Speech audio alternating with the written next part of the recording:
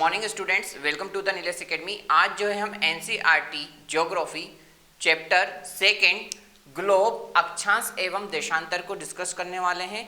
यदि आपने मेरा चैनल सब्सक्राइब नहीं करा है तो प्लीज़ इसे सब्सक्राइब कर लें और इस चैप्टर को आप या इस वीडियो को आप अंत तक जरूर देखें, तो आपको जल्दी प्लस इजी वे में इसको समझ में आएगा। तो अब जो है हम चलो स्टार्ट करते हैं हमारा चैप्टर। तो सबसे पहले हम इसमें क्या करते हैं, थोड़ा सा अर्थ को डिस्कशंस कर लेते हैं कि आखिरकार अर्थ कैसी है या कैसी दिखती है। ये हमारी अर्थ है, ठीक है, ये हमारी हो गई अर्थ। अब इसमें क्या होता है कि यहाँ पर जो होता है इसको बोलते हैं नदन पोल और इसको बोलते हैं सदन पोल, ठीक है। इसको हिंदी में हम लिख देते हैं उत्तरी ध्रुव। क्या बोलते हैं? उत्तरी ध्रुव, ठीक है। और जो इसके साउथ पार्ट में होता है उसको बोलते हैं हम दक्षिणी, इसको हम बोलते हैं दक्षिणी ध्रुव, ठीक।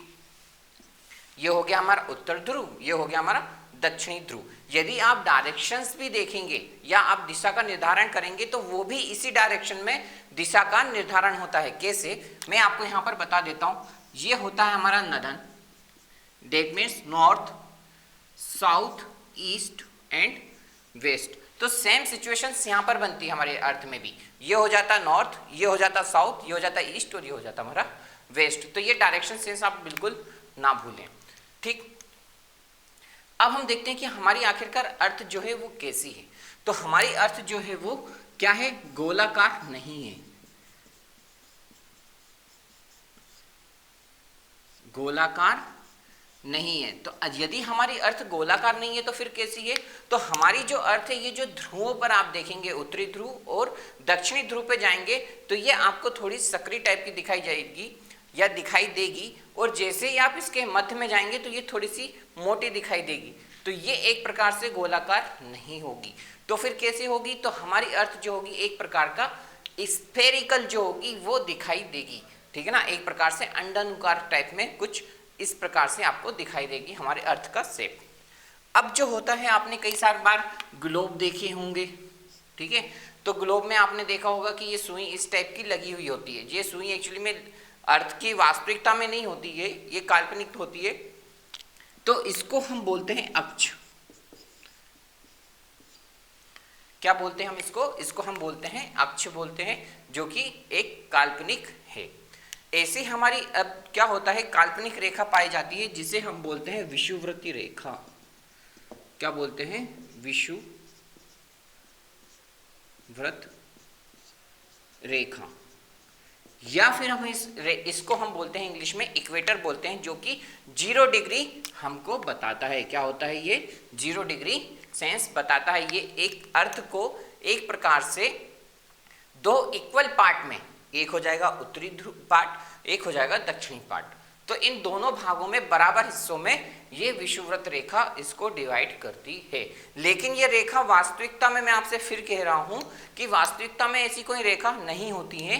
ये रेखाएं काल्पनिक होती हैं, ठीक है ना। कई सारे ज्योग्राफरों या साइंटिस्टों द्वारा ये इन रेखाओं का इन्वेंशन किया गया है, ठीक। तो दो बराबर भागों में पार्ट में डिवाइडेड करती है, एक होती है उत्तरी, दूसरी होती है दक्षिणी भाग। अब हमारी जो अर्थ होती है वो रोटेट किस डायरेक्शंस में होती है? तो हमारी जो अर्थ होती है रोटेट वो होती है पश्चिम टू पूर्व, पश्चिम से पूर्व दिशा में यह हमारी अर्थ घूर्णन करती है या घूमती है। किस डायरेक्शन में? ऐसे, ये पश्चिम से पूर्व डायरेक्शंस में हमारी अर्थ जो होती है वो घूमती है। अब हम देख लेते हैं कि ये जो यहाँ पर रेखा पाई जाती है विषुवृत्त रेखा के ऊपर विभाग जो रेखा पाई जाती है, इसको हम क्या बोलेंगे? तो इसको हम बोलेंगे कर्क रेखा। क्या बोलेंगे इसको? कर्क रेखा, ठीक। तो ये जो कर्क रेखा रहेगी वो कितने डिग्री पे रहेगी? वो रहेगी 23.5 डिग्री पर। तो वो किस रेखा पर रहेगी? तो वो रहेगी 23.5 डिग्री उत्तरी, जिसे मैं बोलूं तो ये रेखा होगी कर्क रेखा। सेम विषुवृत्त रेखा की जो नीचे रेखा रहेगी वो रहेगी मकर रेखा, ठीक है। ये भी क्या रहेगी? ये भी 23.5 डिग्री पे रहेगी, 23.5 डिग्री, लेकिन क्या रहेगी? ये रहेगी दक्षिणी पार्ट पर। इस प्रकार हम बोल सकते हैं कि ये हो गई हमारी कर्क रेखा, और इसके जो नीचे रहेगी ये हमारी पार्ट रहेगी मकर रेखा का। किस रेखा का रहेगा वो पार्ट? वो रहेगा मकर रेखा का। अब यदि हम उत्तरी ध्रुवों के पास जाएंगे तो एक प्रकार से ये हमें साढ़े यानी कि 66.5 उत्तरी ध्रुव पर हमें देखने को मिलेगा, जिसे हम बोलेंगे नदन पोल या नदन हेमिस्फीयर जिसे हम बोलेंगे। ऐसे ही हमारे सदर्न हेमिस्फीयर में भी क्या देखने को मिलेगी, 66 डिग्री पर हमें दक्षिणी पार्ट हमें देखने को मिलेगा, जिसे हम बोलेंगे दक्षिणी रेखा या साउथ पोल बोलेंगे, जिसे हम क्या बोलेंगे, इसको हम बोलेंगे सदर्न पोल। ठीक है ना, SP या NP बोल दो, नदन पोल सदर्न पोल। ठीक है, तो ये हो गई हमारी रेखाओं का डिवीजन। अब हम देख लेते हैं कि आखिरकार किस एरिया पर या किस भाग पर ज़्यादा जो है वो सूर्य का इफेक्ट होता है या किस भाग पर सूर्य का इफेक्ट कम होता है, या हम कैसे कहते हैं कि उत्तरी ध्रुव और दक्षिणी ध्रुव पर क्या जमी हुई है, बर्फ जमी हुई है। तो ये किस आधार पर जमी हुई है, ये मैं आपको अभी बताने वाला हूँ। होता क्या है कि हम कई बार जो होते हैं वो कंफ्यूज होते रहते हैं कि हमें जो 3 टर्मिनोलॉजी है ऋतु के हिसाब से, मैं आपको बता दूं, जैसे आपने कई बार सुना होगा 3 टर्मिनोलॉजी है, जैसे कि फर्स्ट हो गया उष्ण कटिबंध जो वाला क्षेत्र होता है, ये कौन सा क्षेत्र होता है। दूसरा आपसे बोल देते हैं शीतोष्ण कटिबंध, और थर्ड आपसे बोल देते हैं शीत कटिबंध। ये जो 3 कीवर्ड होते हैं ये आपको जनरली क्या होते हैं, हमेशा कंफ्यूज करते रहते हैं कि किसे हम उष्ण कटिबंध बोलेंगे, किसे शीतोष्ण कटिबंध बोलेंगे, या किसे हम शीत कटिबंध बोलेंगे। तो ये मैं आपको अभी 2 मिनट में इसी चैप्टर में आपको समझाने वाला हूँ कैसे। तो क्या होता है कि जैसे ही हमारी एक, मान लीजिए ये हमारा सन हो गया, ठीक है, या मैं जैसे इसको बोल दूं सूर्य। ठीक, तो जैसे ही सूर्य की लाइट आती है अर्थ पर, जब सूर्य की लाइट पड़ती है तो क्या होगा कि ये लाइट जा रही है, तो हमारी अर्थ कैसी है, जैसा कि मैंने आपको बताया, क्या हमारी अर्थ कैसी है, अंडानुकार है। तो जैसे ही सन की लाइट इस फेस में जाती है तो यहाँ पर आप देखेंगे कि यहाँ पर जो लाइट होती है, ये जो इक्वेटर वाला पार्ट होता है, इतना जो पार्ट होता है, यहाँ पर क्या होंगी, ये लाइट जो होंगी हेवियर होंगी, अधिक ऊष्मा वाली लाइट होंगी। ठीक है ना, इनमें ज़्यादा ऊष्मा होंगी। तो इस वजह से क्या होगा कि इतना पार्ट जो होगा जल्दी गर्म होगा। और क्या होता है यहाँ पर, जब आप उत्तरी ध्रुव या दक्षिणी ध्रुव पे जाएंगे तो ये लाइट क्या होंगे, हीट जो होंगी उनका हीटिंग ऑब्जर्वेशन हो जाएगा। ट्रेवलिंग करते करते क्या हो जाएगी, उसकी हीट जो होगी वो कम हो जाएंगी, या ऊष्मा जो होगी वो कम हो जाएगी पहुँचते पहुँचते यहाँ पर। तो इस वजह से आप देखेंगे कि उत्तरी ध्रुव और दक्षिणी ध्रुव पे क्या होंगे, आपको हमेशा ही बर्फ जमी देखने को मिलती है। तो ये इसका एक रीज़न होता है, सन का मेन इंपॉर्टेंट होता है। अब हम देखते हैं कि आखिरकार उष्ण कटिबंधी वाला क्षेत्र किसे बोलेंगे, या शीतोष्ण कटिबंधी वाला क्षेत्र किसे बोलेंगे, या शीत कटिबंधी वाला क्षेत्र किसे बोलेंगे। तो ये जो पार्ट होता है जो कि कर्क रेखा और मकर रेखा के बीच वाला पार्ट होता है, मकर रेखा के जो बीच वाला पार्ट होता है उसमें हीट ज़्यादा ऑब्जर्व होती है इस वाले में, और हीट का मैंने आपको कारण आपको बता ही दिया है। तो इस वाले क्षेत्र को क्या बोलते हैं, उष्ण कटिबंधी वाला क्षेत्र। क्या बोल देते हैं इसको बोल देते हैं उष्ण कटिबंध वाला क्षेत्र बोल देते हैं। ये इतने पूरे पार्ट को जो कि कर्क रेखा और मकर रेखा के बीच वाला पार्ट होता है। ठीक, अब हम जो होता है वो सेकंड देख लेते हैं। सेकंड हमारा कौन सा होता है, वो होता है हमारा शीतोष्ण कटिबंधी वाला क्षेत्र। तो शीतोष्ण कटिबंधी वाला क्षेत्र कौन सा होगा, जो कर्क रेखा और मकर रेखा के बाद वाला जो क्षेत्र होता है, ये वाला जो क्षेत्र होता है इसको बोला जाता है, इनको बोला जाता है, ये वाले जो क्षेत्र होते हैं इनको बोला जाता है शीतोष्ण कटिबंध वाला क्षेत्र। ठीक, और इसको बोल देते हैं शीतोष्ण कटिबंध। अब दोनों में आप देखेंगे यहाँ पर कि दोनों ही जगह क्या लिखे हैं मैंने, शीतोष्ण कटिबंधी शीतोष्ण कटिबंधी। तो आप कैसे अंतर समझ पाएंगे कि कौन सा शीतोष्ण कटिबंधी वाला क्षेत्र की बात हो रही है।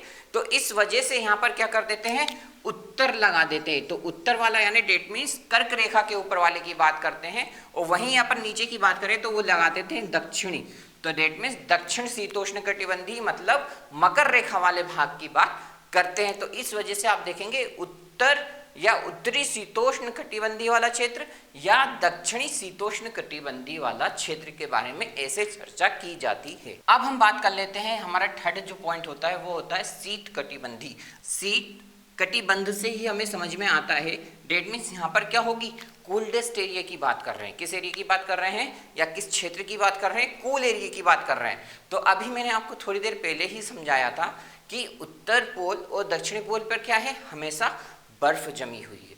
तो ये वाले पार्ट कौन से होंगे, शीत कटिबंधी। तो इन एरिया को बोला जाएगा शीत कटिबंध वाला क्षेत्र, और ये भी क्या हो जाएगा, शीत कटिबंध वाला क्षेत्र। अब लेकिन फिर वही वाली बात हो गई कि कौन से क्षेत्र की बात करेंगे। तो हम यहाँ पर बेसिकली क्या कर देंगे, यहाँ पर हम लिख देंगे दक्षिण और यहाँ पर लिख देंगे हम उत्तर।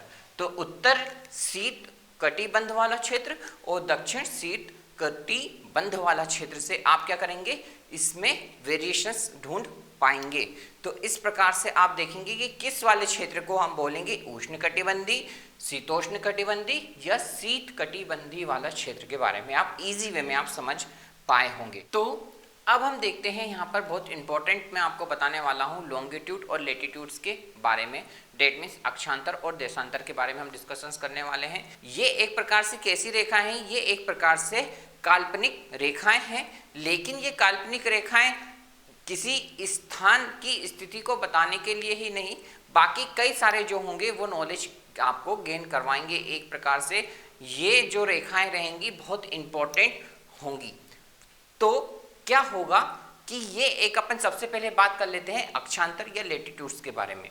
अक्षांतर या लेटीट्यूड्स की रेखाएं कैसी होंगी, जो कि एक प्रकार से गोलावृत्त टाइप की होंगी। ये रेखाएं एक प्रकार से सर्कल बनाएंगी, एक छोटा सर्कल, फिर बड़ा सर्कल और फिर इससे बड़ा सर्कल। तो जब आप इन एंगुलर को देखेंगे तो ये एक प्रकार से कैसे होंगे, सर्कल बनाएंगे, ये छोटा सर्कल बनाएंगे। लेकिन इसमें सबसे अच्छी बात क्या रहेगी कि इन सभी सर्कलों का सेंटर जो रहेगा, ठीक है ना, जो इन सभी सर्कलों का सेंटर या जिसे मैं बोलूँ केंद्र जो रहेगा वो एक ही पॉइंट रहेगा। ये इसमें एक बहुत इंपॉर्टेंट बात होती है, किसमें, अक्षांतर में या लेटीट्यूड्स में।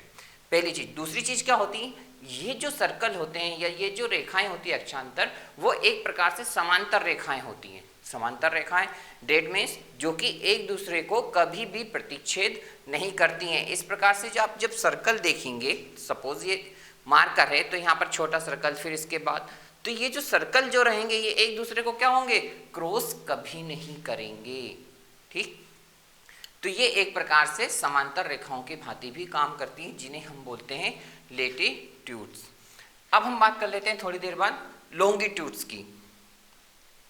तो जैसे जैसे आप उत्तरी ध्रुव से दक्षिणी ध्रुव को मिलाने वाली ये एक प्रकार से काल्पनिक रेखाएं होती हैं, लेकिन जैसे जैसे आप ध्रुव के पास आएंगे, चाहे वो उत्तरी ध्रुव हो या दक्षिणी ध्रुव हो, तो जैसे जैसे आप ध्रुवों के पास आएंगे ये रेखाएं आपस में जाकर क्या करेंगी, मिल जाएंगी। ये रेखाएं आपस में क्या करेंगी, मिल जाएंगी। तो इस प्रकार की जो रेखाएं होंगी उन्हें हम बोलते हैं लॉन्गिट्यूड या देशांतर रेखाएं।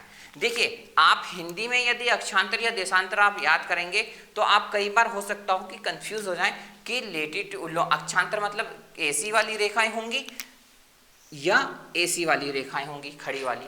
तो इसको आप हिंदी में याद ना करते हुए इंग्लिश में आप यदि याद करेंगे तो आपको ज्यादा इजी वे पड़ेगा। कैसे कि आप से मैं बात करूं लॉन्गिट्यूड, ठीक है, लॉन्गिट्यूड तो हम किसी भी इंसान की हाइट नापते हैं तो वो कैसे नापते हैं, लॉन्ग। तो डेट मीन्स क्या हो जाएगी, लॉन्गिट्यूड डेट मीन्स लाइन कैसी जाएंगी, लंबी वाली सीधी लाइन ऐसी इस टाइप की, तो वो हो जाएंगी लॉन्गिट्यूड। अब लेटीट्यूड डेट मीन्स जैसे अपन लेटते हैं बिस्तर पे, लेटते हैं डेट मीन्स कैसा हो जाएगा, लेटते आड़े। ठीक, तो ऐसी रेखाएं जो रहेंगी वो हो जाएंगी लेटीट्यूड्स। तो आप इजी वे में क्या कर पाएंगे, इसको फाइंड आउट कर पाएंगे यदि आप इंग्लिश में नाम याद रख लेंगे लेटीट्यूड और लॉन्गिट्यूड। अब देखिए, जो देशांतर होंगे इनकी बीच की दूरियों को, देशांतर की जो बीच की दूरी रहेंगी उनको हम किस में मापेंगे, उनको हम बीच की जो दूरी रहेंगी उनको अंशों में नापेंगे कि आखिरकार कितने डिग्री जो होगा मूवमेंट होगा। सेम एज इट इज आपके लेटीट्यूड्स में भी डिफाइंड, जो कि मैंने आपको थोड़ी देर पहले ही बताया है। तो इस प्रकार से हम क्या करेंगे, लॉन्गिट्यूड और लेटीट्यूड्स को फाइंड आउट करेंगे। और लॉन्गिट्यूड जो होगा वो एक प्रकार से अर्धवृत्त या सेमी सर्कल भी होगा। सेमी सर्कल डेट मीन्स आधा वृत्त। जब आप इसको गौर से देखें तो ये एक प्रकार से क्या हो जाएगा, ये एक आधा वृत्त हो गया और ये भी क्या हो गया, एक आधा वृत्त हो गया, जिसमें कि हम यदि ध्रुवों की तरफ जाएंगे, ध्रुवों की तरफ जाएंगे तो इनकी जो दूरी होगी वो कम हो जाएगी। इनकी दूरी ध्रुवों पर यदि हम जाएंगे तो इनकी दूरी क्या हो जाएगी, इन लाइनों की दूरी कम हो जाएगी। और जैसे ही हम यदि ध्रुवों पर पहुंचेंगे तो इनकी लाइन दूरी क्या हो जाएगी, 0 या 0 जिसे मैं बोल दूं वो हो जाएगी। इस वजह से इन्हें क्या बोला जाता है, अर्धवृत्त बोला जाता है। अब हम देखते हैं कि ये जो रेड लाइन मैंने आपको बनाई है ये बहुत इंपॉर्टेंट है। तो ये कुछ नहीं, इसको ये वाली लाइन को बोला जाता है जो कि होती है 0 डिग्री। इसको बोला जाता है क्या, मुख्य यामोत्तर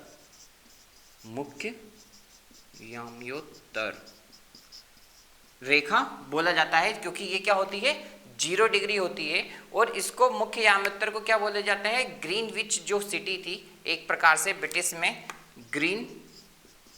ग्रीनविच सिटी है जो कि कहाँ पर है, ब्रिटिश में। कहाँ पर है, ब्रिटिश में एक जगह है, वहां से ये जो लाइन है वहां से निकली हुई है।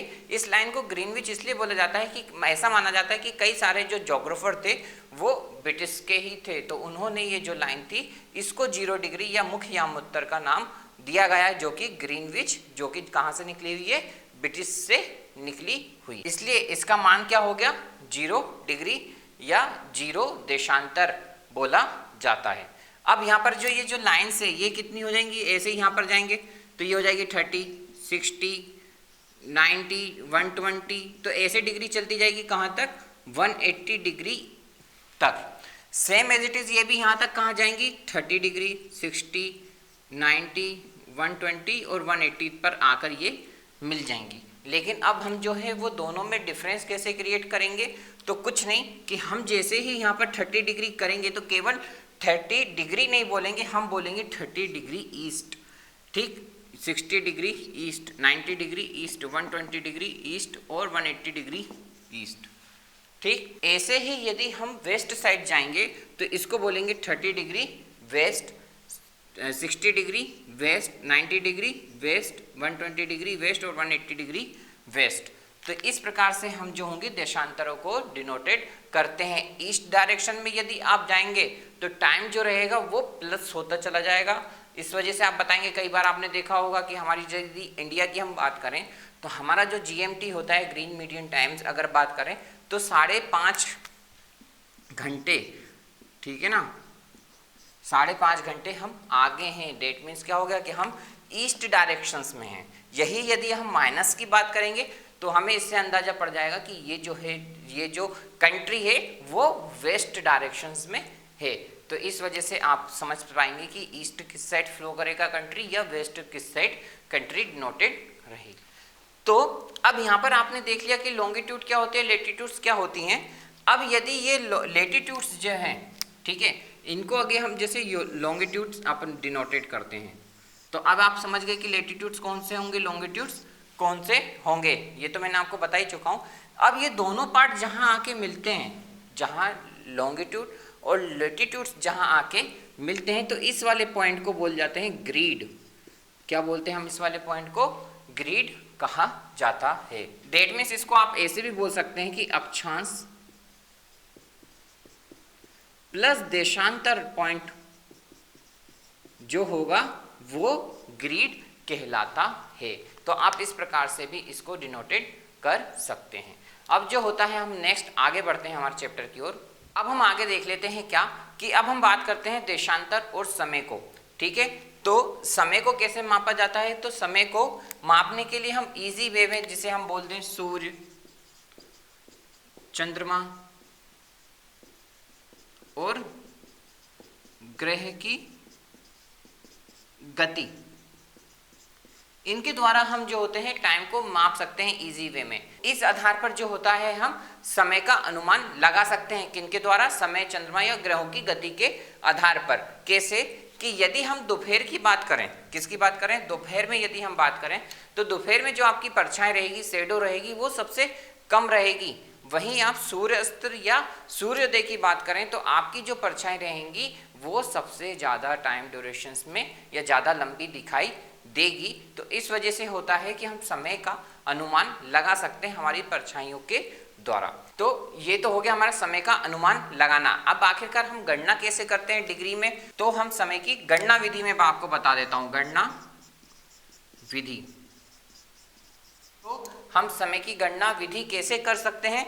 तो उसके लिए कुछ नहीं कि सपोज मान लीजिए कि ये हमारी जो अर्थ है ये 24 घंटे में या एक दिन में मैं आपसे बोलूं कितने डिग्री घूमती है, ये 24 घंटे में एक राउंड, डेट मीन्स 360, कितना, डेट मीन्स एक राउंड ये 360, ये यहाँ से चलना चालू हुई थी और यहाँ पर खत्म हो गई।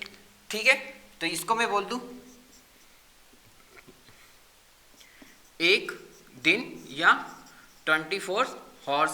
तो 24 घंटे में कितनी अर्थ घूमी? तो वो घूमी 360 डिग्री। यहीं मैं बात करूं कि एक घंटे में, कितने घंटे में? एक घंटे में जो अर्थ है वो कितना रोटेट होगी?